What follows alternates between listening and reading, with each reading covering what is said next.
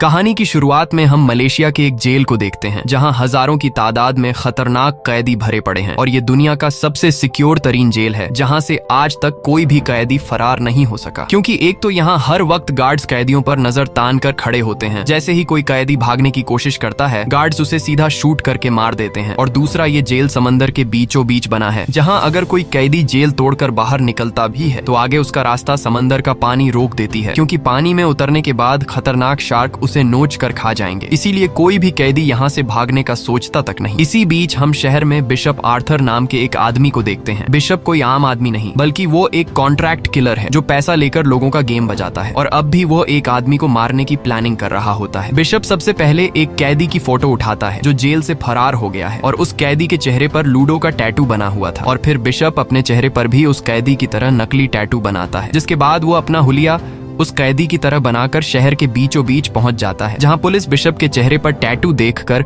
उसे जेल से भागा हुआ कैदी समझकर पकड़ लेते हैं। और फिर पुलिस उसे मलेशिया की सबसे सिक्योर जेल में लेकर आती है। यह वही जेल है जो समुद्र के बीचों बीच बनी है और यहाँ हमें पता चलता है कि बिशप इस जेल में एक बहुत ही खतरनाक गैंगस्टर को मारने के लिए आया है जिसका नाम याकूजा है। और याकूजा ने बहुत से बेगुनाह लोगों को मारा है। यहाँ पास में बैठा एक बूढ़ा कैदी बिशप को बताता है कि याकूजा के साथ जो दुश्मनी करता है तो याकूजा पहले अपने दुश्मन को जान से मारता है और फिर उसका दिल निकाल कर खा जाता है। और यहाँ बिशप याकूजा को देखकर समझ जाता है कि याकूजा को मारना इतना आसान नहीं, क्योंकि हर वक्त याकूजा के आदमी उसके साथ रहते हैं। अब यहाँ बिशप याकूजा को मारने का रास्ता ढूंढ ही रहा होता है कि तभी वो देखता है कि एक लंबा चौड़ा कैदी याकूजा को मारने के लिए आ रहा है। ये देखकर बिशप मौके का फायदा उठाते हुए जैसे ही वो कैदी याकूजा को मारने वाला होता है तब बिशप सीधा चाकू फेंक कर उस लंबे चौड़े कैदी को मार देता है और याकूजा की जान बचा लेता है। ये देखकर याकूजा बिशप से काफी ज्यादा खुश हो जाता है और वो बिशप पर पूरा भरोसा करके उसकी जान बचाने के लिए उसका शुक्रिया अदा करता है। साथ ही याकूजा बिशप को अपने साथ दोपहर का खाना खाने के लिए इनवाइट करता है और फिर दोपहर होते ही बिशप याकूजा के प्राइवेट अड्डे पर जाता है, जहां याकूजा बिशप को देखकर काफी खुश होता है और उसे अपना राइट हैंड बनने का काम ऑफर करता है। तब बिशप कहता है कि मैं पहले से ही काम पर हूं और मेरा काम है तुम जैसे लोगों को मारना। ये कहते ही बिशप याकूजा पर हमला कर देता है और उसका गला दबाकर उसे मार देता है, जिसके बाद बिशप जल्दी से याकूजा के खाने में जहरीला पाउडर मिला देता है ताकि लोगों को लगे कि याकूजा को बिशप ने नहीं मारा बल्कि वह जहरीला खाना खाने की वजह से मर गया। इसके बाद वह याकूजा की बॉडी को ऐसी पोजीशन में बिठा देता है जिससे बाहर खड़े याकूजा के गार्ड्स को लगता है कि हमारा बॉस भगवान की प्रार्थना कर रहा है। अब बिशप मौके का फायदा उठाते हुए जल्दी से बाहर आता है और बाहर जेल की दीवार के एक छोटे से सुरंग में बॉम्ब फिट कर देता है, जहां एक जोरदार ब्लास्ट से जेल की दीवार टूट जाती है। जिसके बाद वह जल्दी से दीवार में हुए सुरंग से बाहर आता है और फिर वह समुद्र के बीच मौजूद शार्क से बचने के लिए अपनी बॉडी पर क्रीम लगा देता है। लेकिन तभी जेल के गार्ड्स को पता चल जाता है कि बिशप जेल से भाग रहा है, पर इससे पहले कि गार्ड्स बिशप तक पहुंच पाते बिशप जल्दी से पानी में कूद जाता है और शार्क्स के बीच में से होते हुए एक बहुत ही बड़े गैंगस्टर को मारकर बिना कोई सुराख छोड़े दुनिया की सबसे सिक्योर जेल से फरार हो जाता है। इसके बाद बिशप सीधा ब्राजील पहुंचता है, जहां वो एक नई पहचान के साथ समंदर के किनारे एक बोट में रहने लगता है और बोट में रात गुजारने के बाद सुबह को वह बाहर निकलता है। लेकिन जाने से पहले वो मोबाइल फोन से अपने बोट में लगे बम को एक्टिव कर देता है ताकि कोई उसके बोट को चुरा न सके। इसके बाद वो सीधा एक होटल में पहुंचता है, जहां वो समंदर के किनारे वाली सीट पर बैठ जाता है। पर तभी एक खूबसूरत लड़की उसके सामने आकर बैठ जाती है और वो लड़की बिशप से कहती है कि मैं तुम्हें पिछले कई महीनों से ढूंढ रही हूँ और मैं जानती हूँ कि तुम कौन हो। तुम एक कॉन्ट्रैक्ट किलर हो जो लोगों को मारकर ऐसा नाटक रच देते हो जिससे लोगों को लगता है कि ये कोई मर्डर नहीं बल्कि एक एक्सीडेंट था। अब यहाँ वो लड़की मुद्दे की बात पर आते हुए बिशप से कहती है कि मैं जिस आदमी के लिए काम करती हूँ वो आदमी चाहता है कि तुम उसके लिए 2 आदमियों को मार दो, क्योंकि ये काम तुमसे बेहतर कोई और नहीं कर सकता। पर यहाँ बिशप इस कॉन्ट्रैक्ट को लेने से इनकार कर देता है। ये सुनकर उस लड़की को गुस्सा आ जाता है और वो बिशप को मोबाइल में एक वीडियो क्लिप दिखाते हुए कहती है कि मैं जानती हूँ कि पिछली बार तुम मरे नहीं थे बल्कि तुमने अपनी मौत का नाटक रचकर जिंदा बच गए थे और अब भी तुम्हारे दुश्मन तुम्हें ढूंढ रहे हैं। इसलिए अगर तुमने मेरी बात नहीं मानी तो मैं तुम्हारी ये वीडियो इंटरनेट पर अपलोड कर दूंगी, जिससे तुम्हारे दुश्मनों को पता चल जाएगा कि तुम अभी भी जिंदा हो और तुम्हारी जान खतरे में पड़ जाएगी। दरअसल बिशप दुनिया की नजरों के सामने मरा हुआ है, जबकि सच्चाई तो ये है कि वो यहाँ ब्राजील में एक नए पहचान और एक नए नाम के साथ जिंदगी गुजार रहा है। और तभी पास में नजर घुमाने पर बिशप देखता है कि ये लड़की अकेले यहाँ पर नहीं आई है, बल्कि ये लड़की अपने साथ कई सारे आदमियों को लेकर आई है। ये देखकर बिशप समझ जाता है कि यहाँ मेरी जान को खतरा है, इसलिए वो जल्दी से अपना मोबाइल निकालकर उस लड़की की फोटो लेता है। ये देखकर वो लड़की समझ जाती है कि बिशप मेरी बात मानने वाला नहीं है, इसलिए वह बिशप को मारने के लिए अपनी बंदूक निकालने लगती है। तब बिशप सामने रखे टेबल से उस लड़की पर हमला कर देता है। ये देखकर पास खड़े उस लड़की के साथ आए आदमी बिशप पर टूट पड़ते हैं, लेकिन यहाँ आर्थर एक एक करके कई सारे आदमियों को मार गिराता है। पर तभी सीसीटीवी स्क्रीन से बिशप देखता है कि मुझे मारने के लिए और कई सारे गुंडे आ रहे हैं। ये देखकर बिशप खुद को बचाते हुए जल्दी से एक स्काई ट्रेन के छत पर कूद जाता है। तब यहाँ वो गुंडे भी स्काई ट्रेन के अंदर चढ़ जाते हैं और बिशप को ढूंढने लगते हैं, लेकिन असल में बिशप तो स्काई ट्रेन के छत पर था और जल्द ही इस बात का उस लड़की को पता चल जाता है और फिर वो लड़की ऊपर छत पर गोलियां चलाने लगती है। तब यहाँ बिशप जल्दी से एक पैराग्लाइडर पर कूद जाता है और खुद को बचाकर इन लोगों से दूर चला जाता है। अब शाम को जब आर्थर अपनी बोट के पास जाता है तो वो कुछ दूरी से देखता है कि दो लोग उसकी बोट की चेकिंग ले रहे हैं। ये देखकर बिशप बोट के अंदर लगे बम को अपने मोबाइल से ब्लास्ट कर देता है, जिससे इसकी बोट जल जाती है और वो दो आदमी भी मारे जाते हैं। अब यहाँ बिशप समझ जाता है कि ब्राजील में लोगों को मेरी सच्चाई पता चल चुकी है, इसलिए मेरा यहाँ रुकना ठीक नहीं। और फिर वो सीधा एक पोर्ट में जाता है, जहाँ वो एक कंटेनर के अंदर जाकर वहां पहले से छिपाया गया एक बैग बाहर निकालता है, जिसके अंदर ढेर सारे पैसे, हथियार और नकली पासपोर्ट रखे हुए थे। अब यहाँ बिशप अपने ब्राजील वाले पासपोर्ट को जला देता है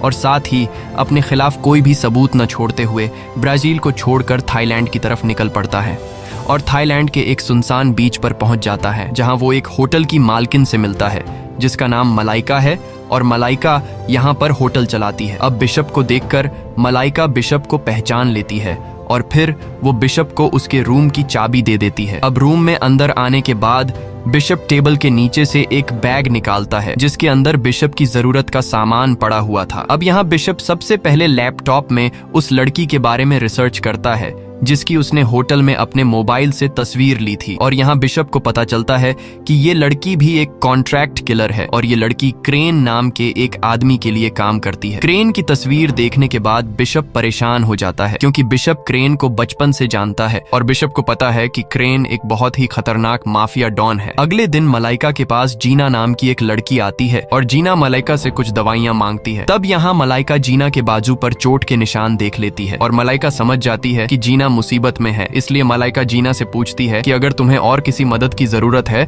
तो तुम मुझे बता सकती हो। लेकिन जीना कुछ नहीं बताती और दवाइयां लेकर सामने खड़ी बोट पर चली जाती है। अब जैसे ही रात होती है तो जीना अपनी बोट से जोर जोर से चिल्लाने लगती है और यहाँ मलाइका देखती है कि जीना को एक आदमी मार रहा है। ये देखकर मलाइका सीधा बिशप के पास आती है और उसे कहती है कि जाओ और बोट पर फंसी हुई लड़की की मदद करो। और फिर बिशप एक छोटी सी बोट में बैठकर उस बोट के पास पहुंच जाता है, जहाँ वो उस आदमी से कहता है कि इस लड़की को छोड़ दो वरना तुम मारे जाओगे। लेकिन वो आदमी बिशप की बात नहीं सुनता और उल्टा बिशप से लड़ने लगता है। अब यहाँ फाइट के दौरान उस आदमी का सर एक लोहे के रोड से जोर से टकराता है, जिससे वो आदमी वहीं पर मारा जाता है। और फिर कुछ ही देर बाद मलाइका भी बोट लेकर वहां तक पहुंच जाती है, जिसके बाद बिशप जीना को उठाकर मलाइका को देकर कहता है कि इसे तुम किनारे पर लेकर चली जाओ। और वो खुद बोट की जांच शुरू कर देता है, जहां उसे जीना का पासपोर्ट और उसका मोबाइल फोन मिलता है और जीना के फोन में बिशप को अपनी तस्वीर दिखाई देती है। ये देखकर बिशप सोच में पड़ जाता है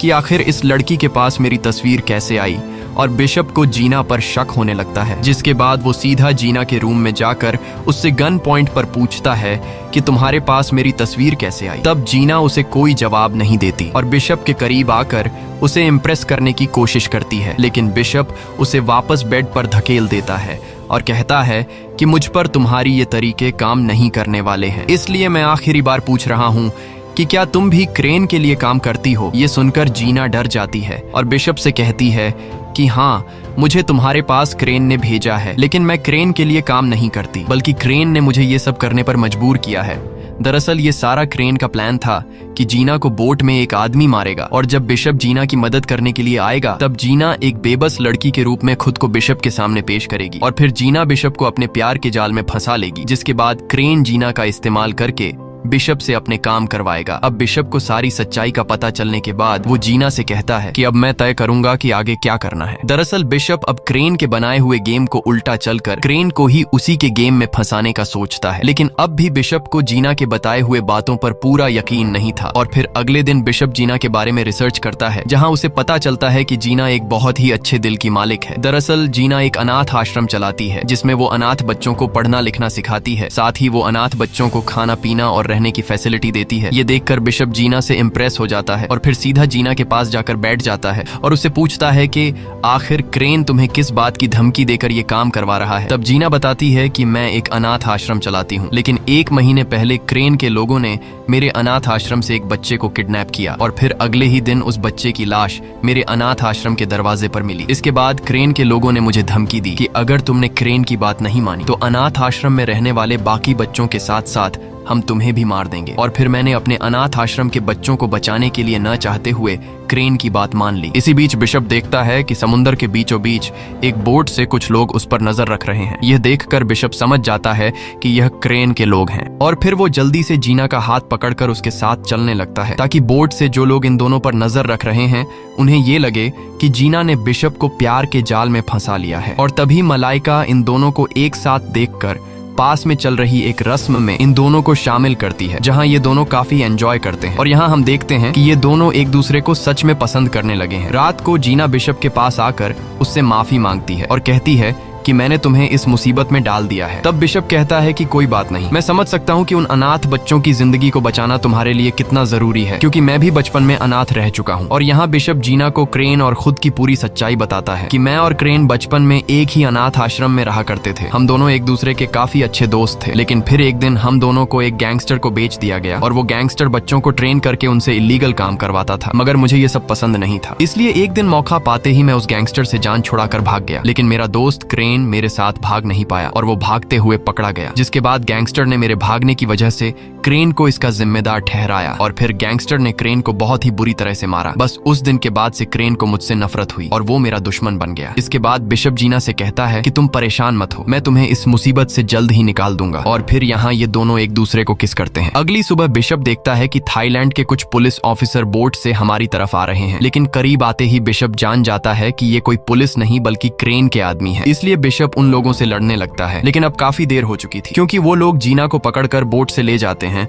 और फिर ये लोग बिशप को भी पकड़ लेते हैं और सीधा बिशप को क्रेन के पास लेकर जाते हैं, जहां बिशप क्रेन से कहता है कि जीना को छोड़ दो। ये सुनकर क्रेन समझ जाता है कि बिशप अब जीना को पसंद करने लगा है, इसलिए वो बिशप से कहता है कि मैं जीना को छोड़ दूंगा, लेकिन बदले में तुम्हें 2 आदमियों को मारना होगा और उन 2 लोगों को तुम्हें इस तरीके से मारना है जिससे किसी को पता ना चल सके कि इनका मर्डर हुआ है, बल्कि लोगों को लगे कि ये सब एक एक्सीडेंट था। और मुझे पता है कि ये काम सिर्फ तुम ही कर सकते हो, लेकिन अगर तुमने मेरी बात नहीं मानी तो मैं तुम्हारे साथ साथ जीना और उसके अनाथ आश्रम के बच्चों को भी मार दूंगा। अब यहाँ बिशप के पास कोई दूसरा रास्ता न होने की वजह से वो क्रेन की बात मान जाता है, लेकिन इस काम को अंजाम देने से पहले बिशप क्रेन से कहता है कि मैं पहले जीना से वीडियो कॉल पर बात करना चाहता हूँ, ताकि मुझे पता चल सके कि जीना इस वक्त सही सलामत है। तब क्रेन बिशप की बात मान लेता है और फिर वीडियो कॉल के जरिए जीना की बिशप से बात करवाई जाती है, जिसके बाद बिशप को उसके टारगेट की फोटो दी जाती है, जिसका नाम कुक है। कुक एक बहुत ही बड़ा बिजनेसमैन है जिसके पास ढेर सारा पैसा है, लेकिन ये सारा पैसा कुक ने इलीगल कामों से कमाया है और खासकर कुक कम उम्र की लड़कियों को बेचने का धंधा करता है। जिसके बाद बिशप कुक के बारे में इंफॉर्मेशन निकालने लगता है और बिशप को पता चलता है कि इस आदमी के बहुत सारे दुश्मन हैं, जिस वजह से इस आदमी ने अपने पास ढेर सारे सिक्योरिटी गार्ड रखे हुए हैं। ये देखकर बिशप समझ जाता है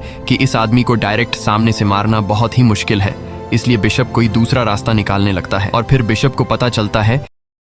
कि ये आदमी ऑस्ट्रेलिया में रहता है, जहां ऑस्ट्रेलिया में उसका एक बहुत ही खूबसूरत पेंट हाउस है, जिसके छत के ऊपर शीशे का एक बड़ा स्विमिंग पूल बना हुआ है और वो स्विमिंग पूल बिल्डिंग से बाहर रोड की तरफ निकला हुआ है, जहां कुक अक्सर स्विमिंग करता है। ये पता चलते ही बिशप कुक को इसी स्विमिंग पूल में मारने के काम पर लग जाता है और फिर वो सबसे पहले उस बिल्डिंग का जायजा लेने के लिए एक बिजनेसमैन के तौर पर बिल्डिंग के मैनेजर से मिलता है और उससे कहता है कि मुझे इस बिल्डिंग में एक अपार्टमेंट खरीदना है। तब मैनेजर बिशप को बिल्डिंग की फैसिलिटीज बताने लगती है और यहाँ मौका देखते ही बिशप जल्दी से इस अपार्टमेंट की चाबी की फोटो ले लेता है, ताकि वो इस तरह की नकली चाबी बना सके। जिसके बाद बिशप एक ऐसा केमिकल तैयार करता है जिसे शीशे में डालने के बाद शीशा टूट जाता है और फिर अगले ही दिन बिशप एक क्लीनर का रूप बनाकर उस बिल्डिंग में घुसता है, जहां वो सिक्योरिटी गार्ड की नजरों से बचते हुए पहले से बनाई गई नकली चाबी से नीचे के खाली अपार्टमेंट का दरवाजा खोलता है और खाली अपार्टमेंट में पहुंचने के बाद वो बिल्डिंग के बाहर का शीशा काटकर खुद के लिए ऊपर जाने का रास्ता बना देता है, जिसके बाद वो रस्सी के सहारे ऊपर बिल्डिंग पर चढ़ने लगता है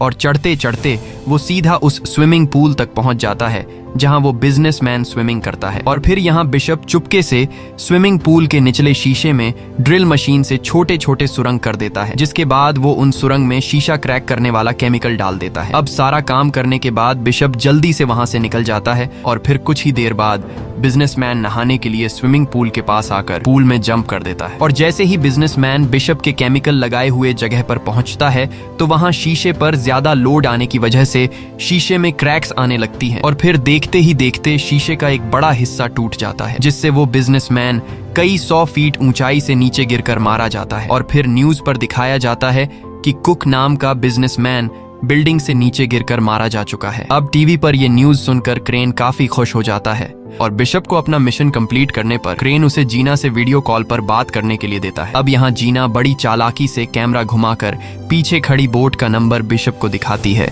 ताकि बिशप इस बोट का नंबर सर्च करके मुझे ढूंढ सके। और यहाँ बिशप बोट का नंबर नोट कर लेता है, जिसके बाद वो अपने लैपटॉप में उस बोट का नंबर टाइप करके बोट की लोकेशन निकाल लेता है और उसे पता चल जाता है कि जीना इस वक्त कहाँ पर है। जिसके बाद वो एक हेलीकॉप्टर को किराए पर लेकर सीधा उस जगह पर पहुंच जाता है। अब यहाँ क्रेन के लोग हेलीकॉप्टर को न देख पाए, इसके लिए बिशप हेलीकॉप्टर को बोट से कुछ दूरी पर ले जाकर ऊपर हेलीकॉप्टर से नीचे पानी में कूद जाता है और फिर वो तैरते हुए बोट पर पहुंच जाता है। लेकिन तभी क्रेन के लोग उसे देख लेते हैं, पर यहाँ बिशप एक एक करके कई गार्ड्स को शूट करके मार गिराता है और फिर आगे बढ़ते हुए उसे सामने जीना दिखाई देती है। लेकिन क्रेन के लोगों को पहले से पता था कि बिशप जीना की मदद करने के लिए जरूर आएगा, इसलिए क्रेन के लोग बिशप को पकड़ लेते हैं और फिर ये लोग बिशप को क्रेन के सामने लाते हैं, जहां क्रेन बिशप पर काफी गुस्सा करते हुए कहता है कि इस बार तुम्हारी इस गलती के लिए मैंने तुम्हें माफ कर दिया, लेकिन अगर दोबारा तुमने इस तरह की कोई हरकत की तो तुम जीना को हमेशा के लिए खो दोगे। अब यहाँ क्रेन बिशप को 24 घंटे का टाइम देते हुए कहता है कि तुम्हें अपने अगले टारगेट को 24 घंटे में खत्म करना होगा और फिर बिशप अपने अगले टारगेट के काम पर लग जाता है। और इस बार बिशप का टारगेट मैक्स नाम का एक वेपन डीलर है। अब यहाँ बिशप मैक्स के बारे में इंफॉर्मेशन निकालते हुए उसे पता चलता है कि मैक्स ने अपना घर एक पहाड़ के ऊपर बनाया है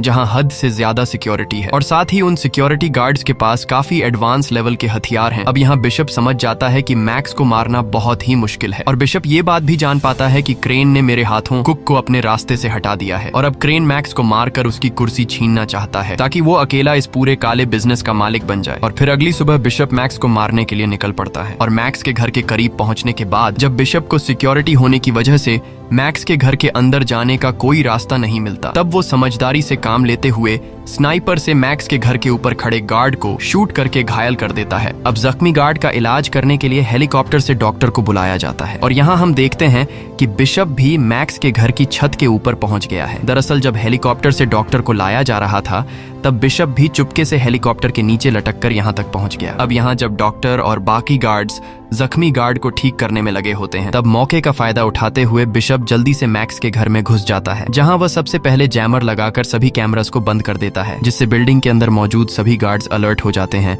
और बिशप को ढूंढने लगते हैं। अब यहाँ बिशप एक एक करके कई सारे गार्ड्स को मार गिराता है। वहीं मैक्स के गार्ड्स मैक्स को सिक्योर रखने की कोशिश करते हैं, पर तभी बिल्डिंग के बाहर लिफ्ट में एक जोरदार धमाका होता है, जिससे मैक्स के गार्ड्स को ये आइडिया हो जाता है कि जो कोई भी मैक्स को मारने के लिए आया है वह बिल्डिंग के बाहर है। इसीलिए गार्ड्स मैक्स को उसके सबसे सिक्योर रूम में लेकर चले जाते हैं। लेकिन जैसे ही मैक्स अपने सिक्योर रूम का दरवाजा बंद करके पीछे की तरफ मुड़ता है तो वह अपने सामने बिशप को बैठा हुआ देखता है, जिसे देखकर मैक्स काफी मायूस हो जाता है क्योंकि बिशप ने बड़ी चालाकी से मैक्स के गार्ड्स को धोखा देकर खुद ही गार्ड्स ने मैक्स को बिशप के हवाले कर दिया। अब यहाँ मैक्स बिशप से कहता है कि तुम इंतजार किस बात का कर रहे हो, जल्दी करो और मुझे गोली मार दो। तब बिशप कहता है कि परेशान मत हो, मैं तुम्हें नहीं मारूंगा, बल्कि मैं चाहता हूं कि तुम मरने का ड्रामा करो। ये सुनकर मैक्स बिशप से कहता है कि मैं तुम्हारी बात को समझा नहीं। तब बिशप उसे सारी सच्चाई बताने लगता है कि मुझे क्रेन ने तुम्हें मारने के लिए भेजा है, लेकिन मैं क्रेन की प्लानिंग को समझ गया हूँ। उसने मेरा इस्तेमाल करके पहले मुझसे कोक को मरवाया और अब वो मेरे हाथों तुम्हें मरवाकर ये सारा बिजनेस अकेले संभालना चाहता है। अब यहाँ बिशप मैक्स को अपना प्लान बताते हुए कहता है कि तुम्हें अपनी मौत का नाटक करना होगा और जब क्रेन तुम्हारी मौत की खबर सुनकर अपने सभी गार्ड्स को यहाँ तुम्हारी डेड बॉडी देखने के लिए भेजेगा, तब मौके का फायदा उठाकर मैं क्रेन को मार दूंगा। अब यहाँ मैक्स बिशप की बात मान जाता है और फिर बिशप मैक्स के अड्डे अड्डे में धमाका करके एक फेक न्यूज फैला देता है कि मैक्स मारा गया, जबकि असल में बिशप मैक्स को बचाकर दूर समुद्र के किनारे पर ले जाता है। वहीं पूरे शहर में मैक्स की मौत की खबर आग की तरह फैल जाती है और यह खबर क्रेन भी सुन लेता है। मैक्स की मौत से क्रेन काफी खुश हो जाता है क्योंकि अब उसके बिजनेस में जो रुकावटें थीं वह सारी बिशप हटा चुका था। लेकिन क्रेन को अब भी पूरा यकीन नहीं था कि मैक्स मारा जा चुका है। अब कुछ देर बाद बिशप क्रेन को कॉल करता है और उसे कहता है कि मैंने अपना काम पूरा कर दिया है, इसलिए अब तुम जीना को आजाद कर दो। लेकिन क्रेन को मैक्स की मौत का अब भी पूरा यकीन नहीं था, इसलिए वो बिशप से कहता है कि मैं पहले मैक्स की डेड बॉडी देखना चाहता हूँ। तब बिशप क्रेन से कहता है कि अगर तुम्हें मेरी बात पर यकीन नहीं है तो तुम अपने आदमियों को मैक्स के अड्डे पर भेज दो जहाँ मैक्स की डेड बॉडी पड़ी हुई है। अब यहाँ क्रेन बेवकूफ बनकर अपने सभी गार्ड्स को मैक्स के अड्डे पर भेज देता है, जबकि अपने पास कुछ ही गार्ड्स को बचाकर रखता है। साथ ही क्रेन ने अपने गार्ड्स से ये भी कह दिया होता है कि मेरा रास्ता साफ हो चुका है, इसलिए तुम लोग बिशप को भी मार डालो। जबकि असल में बिशप ने पहले ही क्रेन के गार्ड्स के लिए जाल बिछा रखा होता है और जैसे ही गार्ड्स मैक्स के अड्डे पर पहुंचते हैं तब बिशप और मैक्स के लोग उन पर हमला कर देते हैं और क्रेन के सभी लोगों को मार डालते हैं। अब यहाँ बिशप समझ जाता है कि क्रेन अपनी बोट पर कुछ ही गार्ड्स के साथ अकेला मौजूद है, इसलिए अब क्रेन को मारना आसान है और फिर बिशप पानी में सीधा क्रेन की बोट की तरफ निकल पड़ता है। वहीं क्रेन भी बिशप की प्लानिंग को समझ चुका था, इसीलिए वह जीना को पकड़कर बिशप के खिलाफ चारे के तौर पर इस्तेमाल करता है। अब कुछ देर बाद बिशप क्रेन की बोट पर पहुंच जाता है और आते साथ ही वह क्रेन के एक आदमी को मार देता है, जिसके बाद वो बाकी गार्ड्स पर हमला करके उन्हें मार गिराता है। अब यहाँ क्रेन अपने एक गार्ड से जीना को वापस बोट के अंदर लाने को कहता है और जब गार्ड जीना को पकड़कर बोट के अंदर ला रहा होता है तब जीना उस गार्ड पर हमला कर देती है। लेकिन इस दौरान एक गोली जीना को लग जाती है, जिससे जीना बुरी तरह से घायल हो जाती है और फिर क्रेन आकर जीना को बोट के कैबिन के अंदर ले जाता है, जहां वह जल्दी से बोट के अंदर लगे बॉम्ब्स को एक्टिवेट कर देता है। और बॉम्ब एक्टिवेट करने के बाद क्रेन को पता था कि अब जल्द ही ये बोट ब्लास्ट होने वाला है, इसलिए क्रेन जीना को कैबिन के अंदर छोड़कर एक छोटी बोट से भागने की तैयारी करने लगता है। वहीं बिशप जीना तक पहुंच जाता है और यह दोनों एक दूसरे को गले लगाते हैं। अब यहाँ जीना बिशप को यह बात बता देती है कि क्रेन ने बोट में लगे बॉम्ब्स को एक्टिवेट कर दिया है, इसलिए अब यह बोट जल्द ही ब्लास्ट होने वाला है। ये सुनकर बिशप जल्दी से जीना को ले जाकर इमरजेंसी रिलीज पॉड में बिठा देता है। तब यहाँ जीना बिशप से कहती है कि तुम भी मेरे साथ आओ, लेकिन बिशप कहता है कि जब तक मैं क्रेन को मार नहीं देता तब तक हमारी जान खतरे में है। यह कहकर बिशप इमरजेंसी ट्यूब से जीना को बोट से दूर भेज देता है, जिसके बाद बिशप क्रेन से लड़ने के लिए जाता है और यहाँ ये दोनों एक दूसरे पर गोलियां बरसाने लगते हैं। और जब इन दोनों की बंदूकों में गोलियां खत्म हो जाती हैं तब ये दोनों हाथों की मदद से एक दूसरे से लड़ने लगते हैं। लेकिन बिशप क्रेन पर भारी पड़ता है और फिर बिशप क्रेन को बोट के साथ जंजीर से बांध लेता है। तब क्रेन हंसते हुए कहता है कि जल्द ही बोट में ब्लास्ट होने वाला है जिसमें तुम मेरे साथ मारे जाओगे। तब बिशप कहता है कि मैं हमेशा खुद के लिए बचने का कोई ना कोई रास्ता निकाल लेता हूँ। ये कहते ही बिशप बोट के कैबिन की तरफ भागता है और तभी बोट में एक जोरदार ब्लास्ट होता है, जिससे बोट के टुकड़े टुकड़े हो जाते हैं और क्रेन और बिशप दोनों ब्लास्ट में मारे जाते हैं। वहीं कुछ दूरी से जीना ब्लास्ट हुए बोट को देखती है, जिसे देखकर वो काफी ज्यादा दुखी हो जाती है क्योंकि वो समझ गई थी कि बिशप मारा जा चुका है, इसलिए जीना रोने लगती है। अगले सीन में हम देखते हैं कि जीना वापस अपने अनाथ आश्रम में पहुंच गई है, जहां वह फिर से बच्चों की देखभाल करने लगती है। लेकिन अब जीना बिशप की मौत से काफी उदास रहने लगी है और हर वक्त बिशप को याद करती है। अब यहाँ जीना जब अनाथ बच्चों के साथ होती है तभी उसके सामने बिशप आकर खड़ा होता है, जिसे देखकर जीना को अपनी आंखों पर यकीन नहीं होता क्योंकि उसे लगा कि यह उसका कोई वहम है। पर जल्द ही जीना को एहसास हो जाता है कि यह सच में बिशप है और बिशप को जिंदा देखकर जीना काफी खुश हो जाती है। दरअसल बिशप ब्लास्ट में मरा ही नहीं था और मूवी के आखिर में हम मैक्स को देखते हैं जो ब्लास्ट हुए बोट पर रिसर्च कर रहा होता है। तभी उसे पता चलता है कि हर एक बोट के अंदर एक ऐसा लोहे का मजबूत टैंक होता है जिस पर ना तो बंदूक की गोली और ना ही बॉम्ब असर करता है। अब जब मैक्स इस मजबूत टैंक की वीडियो देखता है तो उसे पता चलता है कि बोट ब्लास्ट होने से पहले बिशप उस मजबूत टैंक में बैठ गया था, जिससे बिशप की जान बच गई। ये देखकर मैक्स मुस्कुराता है और बिशप की यह वीडियो डिलीट कर देता है ताकि बिशप दुनिया की नजरों में मरा हुआ साबित हो। इसी के साथ ये कहानी खत्म हो जाती है। अगर आपको ये वीडियो अच्छी लगी हो तो हमारे चैनल को सब्सक्राइब और वीडियो को लाइक जरूर कीजिएगा।